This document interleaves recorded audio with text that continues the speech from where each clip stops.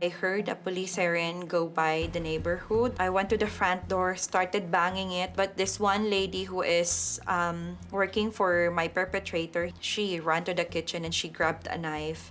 Then she pointed it at my throat and she said, "If you won't stop, I will kill you." That is the harrowing testimony of just one of millions of young people who are sexually abused by perpetrators, often on the other side of the world. Online live stream abuse has become a booming global industry, with the UK being the third largest consumer. So how does this sick practice too often go undetected, and could AI be the solution to shutting it down? I'm Lucy Watson, and this is What You Need to Know. I'm joined by my colleague and pal, Julie Etchingham, and also by John Tanagho, who is the Executive Director for the International Justice Mission. Now, Julie, first of all, we have discussed this issue for years. Both of us have looked into it, investigated, reported on it. Here we are again talking about it, and you've done extensive work on this kind of issue. Why, for you, do you keep bringing it to the fore, this issue? Because I think it is so massively a hidden crime. Whether we're talking about online live stream sexual abuse, which is what we've been investigating for this piece, or whether we're talking about trafficking for the purposes of sexual exploitation across borders, whether it's children being exploited in county lines, drugs running. Every time I return to this issue of human trafficking, I never fail to be shocked all over again. And what I've learnt in the years that I've been reporting on this is that there is barely a facet of the human being that cannot be exploited for money. People have a comprehension of what child sexual exploitation is.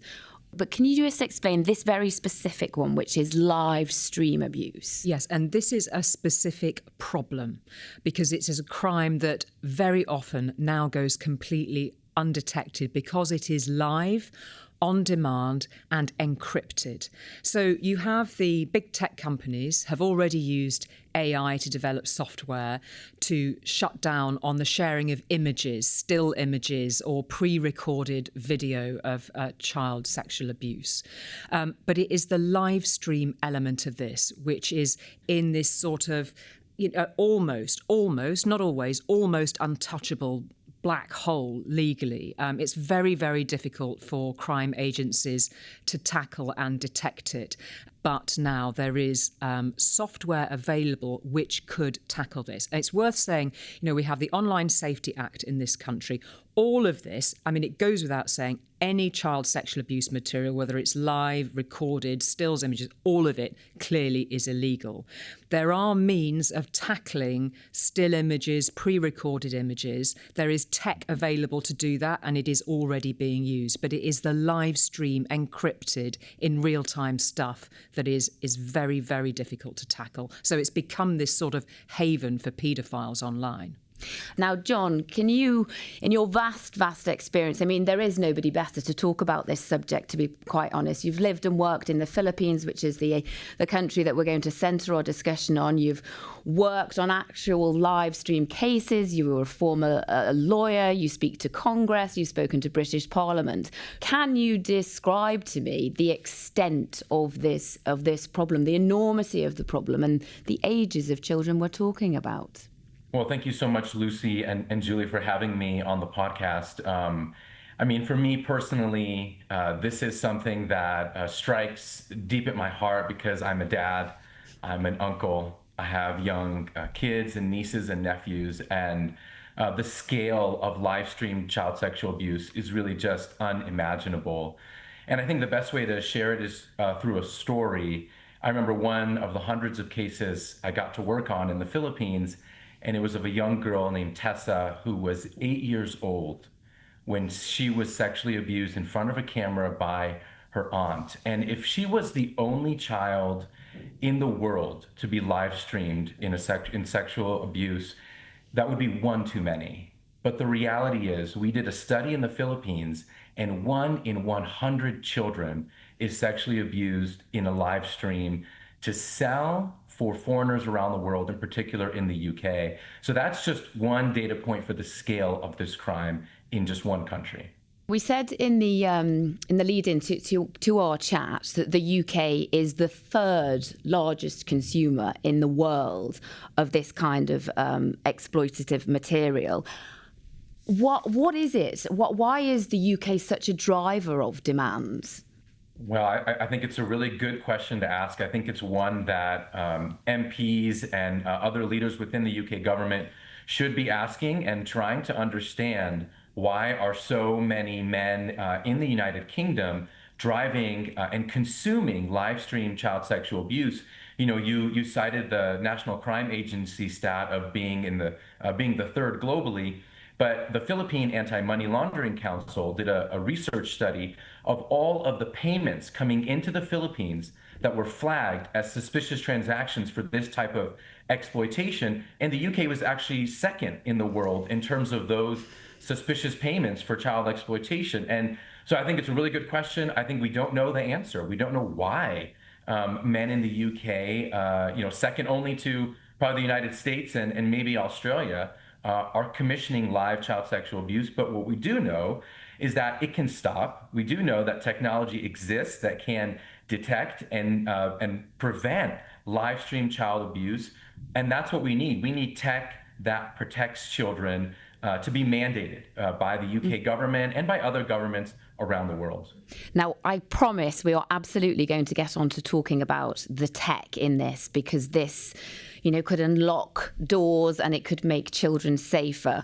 But I want to go to you, Julie, because you spoke to Ruby, she is now an adult, but not so long ago, this kind of abuse happened to her.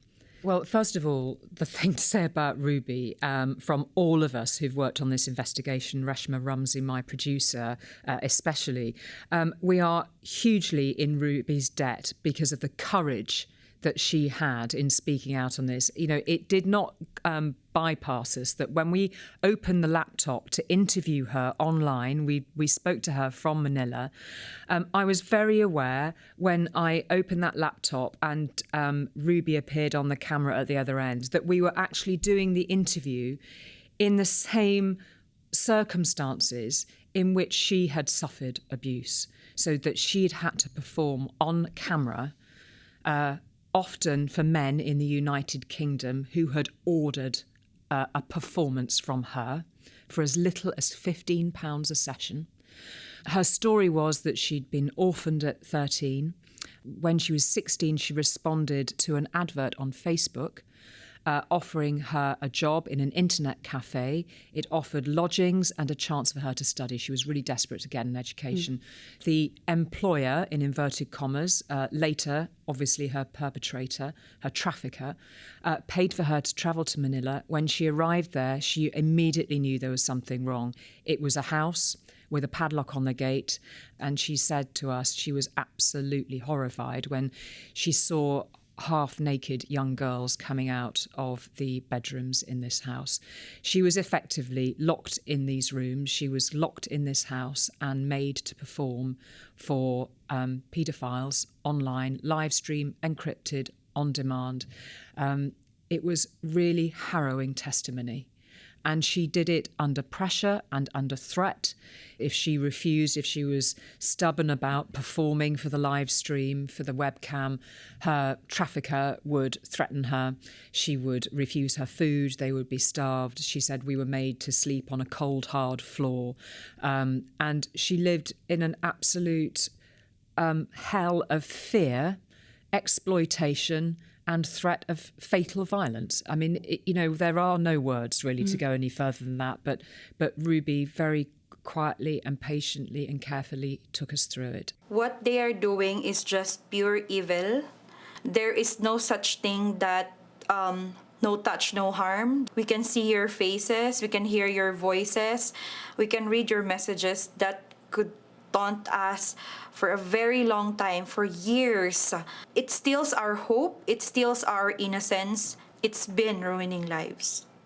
Ruby is not her real name, and she talks very clearly there about the harm that it does, because there is this this concept that live streaming online abuse doesn't cause harm because there is no physical contact. That's utter nonsense, isn't it, John?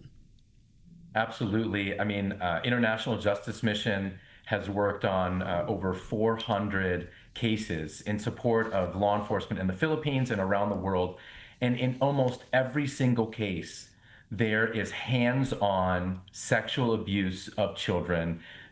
Most of it would fall into what the UK refers to as Category A, which is the most severe sexual abuse of a child that is being recorded and live streamed. We're talking about acts and things done to children that I really would not describe for your listeners because they are that terrible. And this is the reality for vulnerable children around the world in countries like the Philippines, where their offender is financially motivated. So in the case of Ruby, in the case of 8-year-old Tessa, her aunt is exploiting her. And the only reason that she is sexually abusing her and live streaming it is because there are men all over the world in countries like the UK who are willing to pay for it. Now, the pace of technology is so rapid in this area, this industry. There are so many different manifestations of how this is increasing because of the tech. But now AI could also be a good thing for it, Julie, a game changer. Yes, and I think it's important to say, of course, that one of the constant struggles against modern slavery, human tracking, is trying to stay, and it's almost usually impossible to stay one step ahead of the criminals, because we're talking about a multi-billion-dollar global industry. But in this moment, there has now been software developed using AI which could block live stream abuse in its tracks. It just makes me want to say, what are we waiting for? It's extraordinary. On the face of it, it is remarkable. It can stop live stream. It just blocks you. You simply can't see it. So as the moment the software, the algorithm detects child sexual abuse material, it blanks the screen, stops it in its tracks. So in theory, that then just basically stops the market. And it is quite a remarkable thing to witness. Now, there are obviously going to be a lot of questions around the whole idea of a government mandating software to be installed on devices, every, phone, laptop, whatever device to screen this out. But, we went to speak to the Safeguarding Minister, Jess Phillips, about this. She is open to conversations on this. She is very interested in this software. I mean, nobody's under any sort of illusions about how big a debate that this would prompt. But there is now a way of stopping live stream abuse in its tracks using this software. So there's a way. Is there enough will, which seems a absolutely cracker's question for me to ask, John? I think that the concerns that people have, one, are about privacy, but I think that is solved because the tech is happening right on the device. So no third party is gaining that information. No data is leaving the device. There's no report going to law enforcement because it's about preventing the harm in the first place. People are also sometimes concerned about false positives because, of course, AI technology isn't perfect, right? It's not always going to get it right. But I think what we can do is governments can decide to start by preventing the worst of the worst, child sexual abuse of younger children. And if you can train the technology on, say, prepubescent children and hands-on sexual abuse, then you're really addressing kind of clear-cut images and videos that are not going to get anywhere near adult content. It's not going to violate anyone's free speech. We're talking about child sexual abuse material that is clearly illegal. And I think that might be a place to start. This is a heinous crime. You have got so much knowledge and experience of it. It's devastating in so many ways. Is this a reason to be hopeful? Absolutely. I think that this would be a game changer. And I think that there is tremendous hope right now. We don't have to live in a world where children are sexually abused and offenders are watching it live on their phones and laptops. And there's this quote that I really love. It really inspires me. And it says that the future belongs to those with the courage to create it. It's by Erwin McManus. And, you know, you want to see courage, take a look at survivors, take a look at people like Ruby, who have experienced the most horrific abuse and now have the courage not only to talk about it, but to call for change. And I think if MPs in the UK and members of Congress in the United States and other government leaders can come together with courage and say, you know what, we are going to make live stream child sexual abuse history, they can absolutely do it. And that gives me a lot of hope. John, thank you very, very much indeed for talking to us from the US today. Thank you. And Julie, as always, thank you very much for talking to me too.